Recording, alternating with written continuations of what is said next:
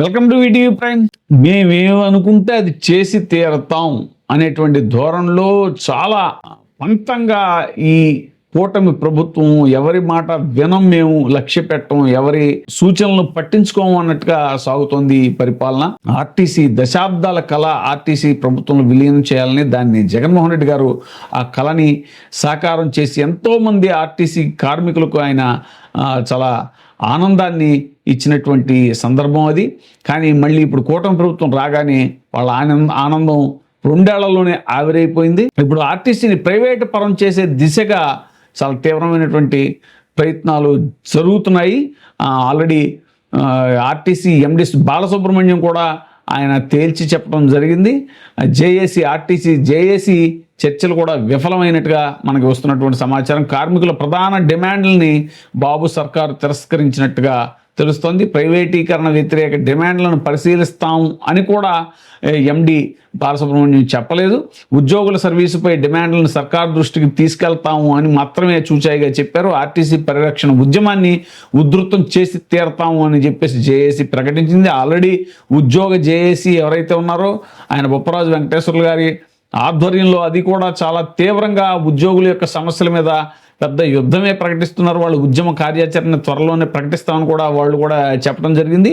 మరి ఎందుకు ఈ రకమైనటువంటి వ్యతిరేకతను మూటగొట్టుకుంటున్నా కూడా ప్రభుత్వం ఎందుకు సానుకూలంగా వారి డిమాండ్ల పట్ల స్పందించట్లేదు అనేటువంటిది ఇప్పుడు జరుగుతున్న చర్చ. ఈ బస్సుల విధానం ముసుగులో ఆర్టీసీ ప్రైవేటీకరణకే కట్టుబడి ఉంటాము అని చంద్రబాబు నాయుడు గారి ప్రభుత్వం తేల్చి చెప్పినట్టుగా సమాచారం.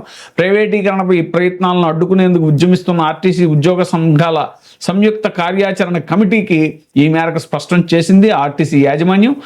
దాంతో ప్రభుత్వంతో జేఏసీ చర్చలు విఫలమయ్యాయి. ఆర్టీసీ పరిరక్షణ ఉద్యమాన్ని మరింత ఉధృతం చేస్తామని జేఏసీ ప్రకటించింది.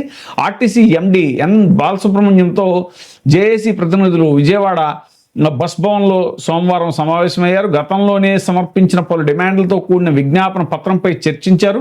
జేఏసీ ప్రధానంగా లేవనెత్తిన డిమాండ్లను కూడా ప్రభుత్వం తిరస్కరించడం అనేటువంటిది గమనార్హం.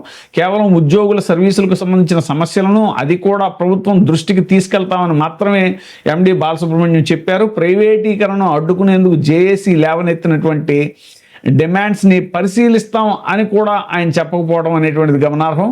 ఈ బస్సులను ప్రైవేట్ సంస్థల ద్వారానే నిర్వహించాలి అన్నది ముఖ్యమంత్రి చంద్రబాబు తీసుకున్న విధానం, నిర్ణయం అని ఎండి తేల్చి చెప్పారు అనేటువంటి తెలుస్తోంది. డిపోలను ప్రైవేట్ సంస్థలకు ఇవ్వడం, ఆర్టీసీ ప్రైవేటీకరణ దిశగా ఇతరత్ర నిర్ణయాలు తీసుకోవడం కూడా అందులో భాగమేనన్నారు. దాంతో ఆర్టీసీ ప్రైవేటీకరణకే టీడీపీ కూటమి ప్రభుత్వం కట్టుబడి ఉంది అని పరోక్షంగా స్పష్టంగా తేల్చి చెప్పినట్టే మనం అనుకోవాలి. ఈ సమావేశంలో ఆర్టీసీ జేఏసీ కన్వీనర్లు వై శ్రీనివాసరావు, దామోదరరావు, అలాగే కో కన్వీనర్లు PV Ramanareddy, GV Narasayya, CH Sundarayya ఇలాంటి వాళ్ళందరూ పాల్గొనడం జరిగింది. ఈ బస్సులను ప్రైవేట్ సంస్థల ద్వారా కాకుండా ఆర్టీసీనే స్వయంగా నిర్వహించాలి అనేటువంటి ప్రధాన డిమాండ్ను కూడా వాళ్ళు తిరస్కరించినట్టుగా తెలుస్తోంది. ఈ బస్సుల కోసం ప్రైవేట్ సంస్థలు కట్టబెట్టేందుకు మూసివేసిన విజయవాడ, విద్యాధరపురం, గుంటూరు 2, నెల్లూరు 2 డిపోలను వెంటనే తెరవాలి అనేటువంటి జేఏసీ డిమాండ్ను కూడా వాళ్ళు ఒప్పుకోలేదు. ఇప్పటికే ఉత్తర్వులు జారీ చేసిన 8 డిపోలతో పాటు మిగిలిన డిపోలను కూడా ప్రైవేట్ సంస్థలు కేటాయించాలి అన్న నిర్ణయాన్ని ఉపసంహరించుకోవాలి అంటే ఆ డిమాండ్ కూడా ఒప్పుకోలేదు. స్త్రీ శక్తి పథకం నిధులను ఆర్టీసీకి ప్రతి నెలా పూర్తిగా రీయింబర్స్ చేయాలి అనే డిమాండ్ కూడా ఒప్పుకోలేదు. ఆర్టీసీలో ఖాళీగా ఉన్న 12,000 పోస్టులను వెంటనే భర్తీ చేయాలి, కొత్త బస్సులను ఆర్టీసీ కొనుగోలు చేయాలి, ఇలాంటి డిమాండ్లు ఏవి కూడా వాళ్ళు పరిశీలనలోకి తీసుకోలేదు అనేటువంటిది సమాచారం. పరిశీలిస్తామని చెప్పిన డిమాండ్లు ఏంటంటే అవుట్సోర్సింగ్ ఉద్యోగుల జీతాల పెంపు గురించి మాట్లాడుతూ ఉన్నారు. అది కూడా హామీ ఇవ్వాల పూర్తిగా. ఆర్టీసీ సిబ్బందికి పదోన్నతులు, రిటైర్డ్ ఉద్యోగుల పదవీ విరమణ, ప్రయోజనాల బకాయిల చెల్లింపు, ఆర్టీసీ ఉద్యోగులపై దాడులకు పాల్పడే వారిపై కఠిన చర్యలు తీసుకోవాలి అనే డిమాండ్ మాత్రం సూచనప్రాయంగా అంగీకరించారు అంతే. ఇక ఆర్టీసీ పరిరక్షణ ఉద్యమం ఉధృతం చేస్తామంటూ ఆర్టీసీ జేఏసీ కన్వీనర్లు వై శ్రీనివాసరావు, దామోదరరావు చెప్పారు. ఆర్టీసీ ప్రైవేటీకరణకు వ్యతిరేకంగా ఉద్యమాన్ని మరింత ఉధృతం చేస్తాం. మంగళ, బుధవారాల్లో ఆర్టీసీ పరిరక్షణ దినం పేరుతో ఆందోళన కూడా నిర్వహిస్తాం. ఆర్టీసీ పరిరక్షణ, ఉద్యోగుల హక్కుల సాధన కోసం ఉద్యమాన్ని తీవ్రతరం చేస్తామంటూ కూడా ఈ ఆర్టీసీ జేఏసీ పిలుపునిచ్చింది. ఒక పక్క ఉద్యోగులు జేఏసీ అమరావతి వాళ్ళు కూడా చాలా తీవ్రంగా ఉద్యమం చేస్తామని చెప్పేసి ఇప్పటికే పలుసార్లు పలు వేదికల మీద హెచ్చరించడం జరిగింది ప్రభుత్వాన్ని. అయినా కూడా ప్రభుత్వం ఏమాత్రం చెల్లించట్లేదు.